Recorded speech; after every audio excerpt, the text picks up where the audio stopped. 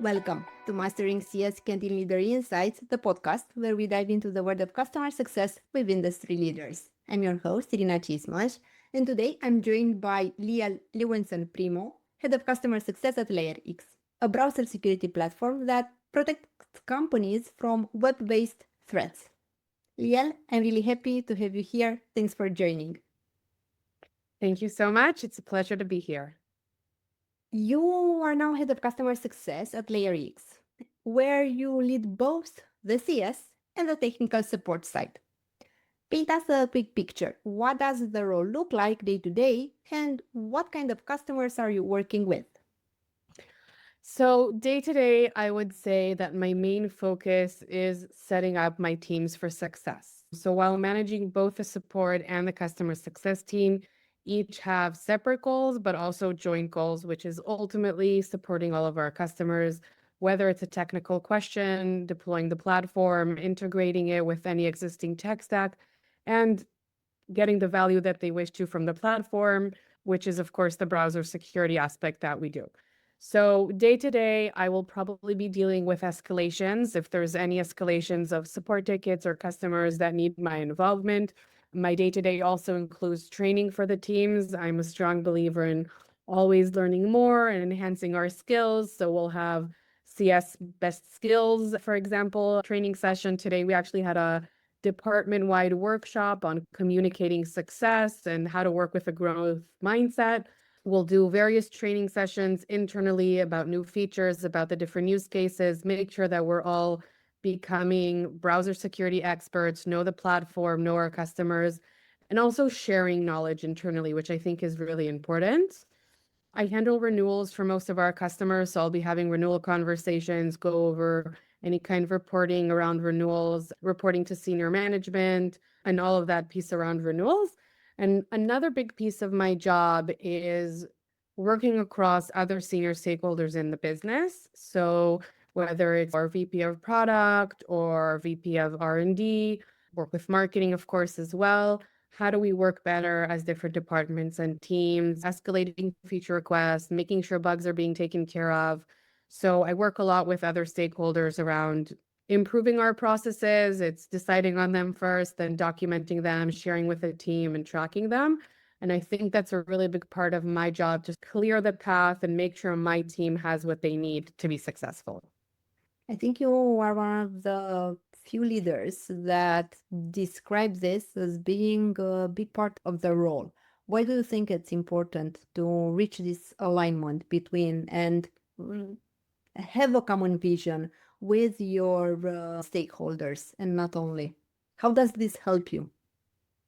I think it helps our customers. LayerX, as one of the companies I've worked for, is probably one of the most connected to our customer base as I've ever seen before. Our whole roadmap is based entirely on customer feedback, which just goes to show you what a strong alignment we have between our customers and our product team, which I think is where we're very successful. We are listening very closely to our customers, their needs and their expectations. We're bringing that internally to our product team, who works obviously closely with the development team. And then we're going back to the customers exactly with the product and the feature that they're asking for. And so I think it's a must. If you want to be customer first and you want to be customer centric, it's not enough to have a customer success team. The whole business needs to align around that. And I think that's something where we excel at LayerX. The product team and the customer success team work hand in hand, customer calls, customer roadmap sessions, escalation meetings. And ultimately, I think this is what is bringing our success with our customers and raising our customer satisfaction. How do CS and technical support feed each other when they sit under one roof? Yeah, so I love that combination. I've worked like that before, and I know that in maybe larger companies that changes a little bit. But I love the 360 view of a customer because, first of all, you'll usually have a segment of customers that don't have a dedicated customer success manager, and they'll only be in touch with you through your support tickets. But also, there's two aspects to customer care. There's one aspect of how do I do this? This isn't working. Where can I find this? Day-to-day technical questions or even a need for an escalation, investigation, or any kind of technical issue. But And I'm always driving our customer success managers to be strategic. They don't get on a call to answer questions you can find in the help center or open a ticket about. We talk about their business goals, their security assessments, their challenges, their recent incidents that they've had, and they're using LayerX to investigate or to block next time and prevent. So I think that as a customer success leader, bringing that knowledge into the business with that 360 view has a lot more value, because we're able to see on one hand where our customers want to go, what are their biggest challenges, what do they love about the product. We have really interesting discussions to them about the whole browser security space and where that's going, AI usage, etc. But on the other hand, we can bring to the business the trends in the topics of tickets, in the biggest issues our customers are experiencing. What are the 3 areas in the product that if we fix, we would be going a long way for our customers? And when that knowledge is together in one under my department, I think that gives us a lot of more impact and power within the business. And so if I could have it my way, that's how I would do things. Have support, technical support, and customer success work together in the same department. I think we learn from each other a lot. And I'll just add one last point is that once support are part of a customer success department and they hear about customer stories, when their renewal is coming up, things that they've said, they're connected much more to their customers. It's not just typing up, thank you, we'll get back to you, or our technical team will check. They actually understand customer pain. And I think that makes them even more closer to customers and better at their job. When a new customer comes on at LayerX, what does good onboarding look like for you? What are you aiming for, and how do you know when you've got there? That's great. That's a really great question. And I think it's really important because as a startup, you're just trying to get customers onboarded and using the product as soon as possible. And recently, it's actually not that recent, but we've started measuring time to value, which I think is a very important metric in customer success. And it's measured really differently across different industries and different platforms. So I would say if I had to look at the value of our platform, I would split it into the visibility that we give our customers into their browser activity. Essentially, they can see what all of their end users are doing on the browser, any risky behavior. That's a whole world of itself. But we have this amazing, incredible visibility that other security products don't have and aren't able to see to that level of the network. And then on the other hand, we have enforcement. So if someone is performing a risky action like copying sensitive data into ChatGPT, we can either warn them, we can prevent them, block them. Again, a whole world of enforcement. So when we decided to measure time to value, we really believe that the biggest value that we have initially is visibility. And visibility is achieved when you've deployed the product. So we've started measuring how long it is from the first meeting that the customer success manager has had. So the first kickoff call, that's usually within a couple of days since the contract has been signed. And we measure from that point up until 75% deployment out of the user package that they've done. So I would say that successful deployment is looking at that time frame, seeing that it is to date somewhere between 30 to 40 days. I think that's really incredible for a security product. That's something that we're really proud of, being a lightweight product that's easy to deploy, very fast ROI, and quick time to value. So that's probably the first thing I would measure about onboarding, is to make sure that deployment goes over well.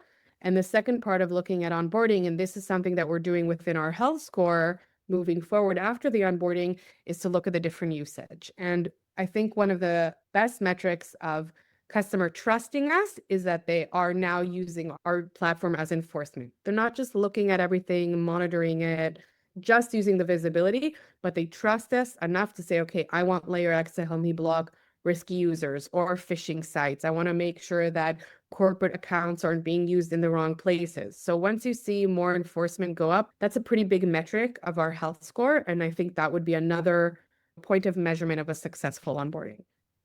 And besides the metrics that you already shared, what else do you measure and monitor to make sure that the team is performing well and they stay on track? And I think the most important part, how do you differentiate between being busy to actually having an impact, to what's important and to what matters, to actually moving the needle? because it's very easy for the CS to basically be involved in all type of initiative, in different type of initiatives, and basically be swamped. So how do you make sure that they are working on what counts, not what yells louder? Yeah, that's really important to know and address because customer success managers can get and are very busy. Even it's with admin work of scheduling meetings and meeting Exactly. summaries and sending the meeting summaries and opening the tickets and opening the feature requests and going over the support tickets to prepare for the call. They can get so busy. So one thing just to say in terms of making sure that they focus on the right things, we've implemented a customer success platform that we are very happy with. Implementation is pretty easy, especially when you compare to the bigger players out there like ChurnZero and Gainsight that you need a full-time admin, full-time job just to get it up and running. And we did this completely on our own with a little help from Salesforce, a little help from our solutions team that went a long way and was very easy to integrate. So there's a lot of AI already built into the platform. There's also a co-pilot that can structure meeting agendas, meeting summaries, emails, really does the work. There's built-in dashboards. I don't need to craft and build my own dashboards as a leader. They're just ready to go once the data is running. And that really frees us up as a team to focus on the actual content and not just preparing for meetings and sending emails. So that's as a small comment about customer success managers being busy. In terms of measuring what matters, one of the things that we're doing, and we've built this structure over the past 2 years, is KPIs for the team. So they need to know what they're being measured for. That's also obviously part of their salary. And the KPIs that we mapped out as most important are the ones that we're measuring them. So the classic ones that I'm sure most customer success teams are using are GRR and NRR. And we have very clear goals there as owners essentially of renewals. They don't do the actual renewal calls, but we do them within the department. So a successful customer is a successful renewal. The NOR looks at growth. We're always looking for more expansion opportunities. Every product at every company size has different options, but the ones that we have today could be an example of an M&A, sorry. So a customer of ours is acquired. Are we successful enough to be getting an introduction to the company that's acquired them? And can we even take LayerX from 300 or 5,000 users and multiply that by 10 or more? Expansion opportunities are something we're looking at. We call them customer success qualified leads. So any kind of lead coming internally from the customer success team regarding expansion. We'll also look at the health score. We worked a lot on crafting our health score, and we'll want to see our customer success managers move from orange to green. Obviously, if there's risk, then address the risk. So I think that's also another important KPI to address. Those would be the bottom line. And I think together with all of the internal sessions that we do, we will always be pushing for adoption. So if I train my department to know the product and know the space the best and understand exactly what every new feature is, and I have an internal discussion within my team, okay, let's talk about this feature and what it can do for our customers. And then I push them to the customers. It's not just, oh, here's a list of our new features. Let's talk about it. No, here are your use cases. Here's your success criteria. And here, this is why you should be using this new feature or this new capability. So I think altogether, we are moving the needle right now is creating long-term successful customers that renew and grow with us while having seeing value that is growing constantly from the platform. So yeah, I hope that answers your question. For sure it does. And I want to ask you, you mentioned the Copilot and the AI functionality that stays under the CSP that you are currently using. But besides that, do you also leverage do you also have other use cases on the AI that your team is basically leveraging it? Or it is only the function that the CSP has? It's the main Yeah. functionality. We've also used AI within Gong before we had our platform. We have an internal AI feature within our product called Mhm. Ask LayerX. And then you can use that functionality to look for policies that need fine tuning, risky users, all sorts of different recommendations. So it can be used by the customer success team and by customers. But I would say that leveraging AI there isn't a customer success manager that doesn't use ChatGPT to write emails or doesn't use Claude to analyze customer growth opportunities or doesn't use Notebook LLM to build a deck. So I think we're all using AI in our day-to-day work. Creating decks that's what you do. But I think the one that has had the most impact right now is the AI Copilot. You've hired from the ground up across your roles. If you had to build a CS function from scratch tomorrow with just 3 people, who do you hire first and in what order? And why? Yeah. So I would say if I'm building a department, I would want a customer support lead, a customer success lead, and an analyst, which is what I don't have today. And that's my dream hire, to bring in a security analyst just for our department and do lots of interesting things for our customers. I think that hiring customer support would probably be the first step, or just someone that does both roles and eventually we grow. That's what we've done here at LayerX, by the way. We brought in someone as a customer success manager. Today, they've grown tremendously in the company. We've had several grow internally at LayerX because of where they started with customers in the trenches every day. So someone to be able to speak to our customers, that's number one, right? So someone who would either do training and onboarding and answer their questions. We can call it customer success. We can call it technical support. It would probably be a customer success role. And then the second role from there would be customer support to enhance that and give a balance between strategic and technical. And the third role would 100% be an analyst. It really doesn't matter what space you're in. I've worked in marketing and HR, and now I'm in cybersecurity. Customers want insights and customers want data, and they want actionable insights based off of that data. That's where you provide a ton of value. So anytime I've been able to work with a dedicated analyst to look at customer data, to build insights and dashboards and leverage the product with those insights, I've achieved so much more. So those would be my 3 hires. And besides the team, you also build the processes and training that makes teams perform at every step. When you put that kind of structure in place, where do you actually start? And what do you need in order to build the right processes and the training materials? So I'll start with the customers. First thing I'll do when I come to a new organization, I think this is exactly what happened at LayerX. First of all, there was a base here to work with. It wasn't from scratch, but the first thing I did was get to know the customers. So make sure I have all of the accurate data on customers, whether it's on Salesforce or an Excel sheet, depends on what stage you're at. But first of all, map out the customers, their renewals, their ARR, ideally their success criteria or the use cases that they've bought and they're using your platform. Who are your main point of contacts? What you've achieved with them so far? What are their next step? And even before we had a health score, we gauged, okay, let's go over your customers and see, what do you think? And we would mark them. Okay, he's red, he's orange, he's yellow or green.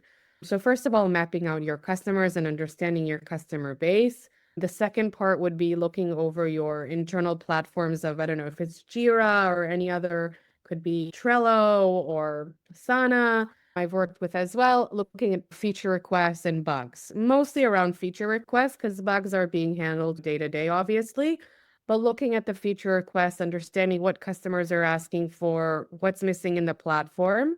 Together with that, having customer conversations, joining calls with customers, and asking the best questions you can find. Because I've found that when you ask the right questions and you get your customers to talk, you get so much more out of the conversation.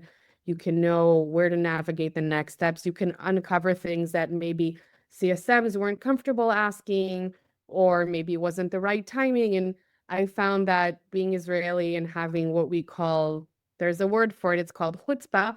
We're not shy. Okay. So we just say it like it is. We jump right into it. And I've combined that sort of personality trait that I have with my customer success capabilities. And I'll just ask pretty straightforward questions. I'll make sure management is aware of us. I'll ask them about their challenges, what's keeping them up at night. If they had a magic wand, what would they want LayerX to do? I have a whole talk track that I just dive into and try to get as much insight from a customers as possible.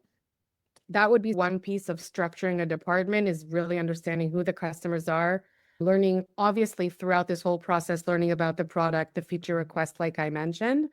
And the second part would be looking at the team. So what do they know? What do they know how to do? Okay, we have a training that we do. What's the customer journey?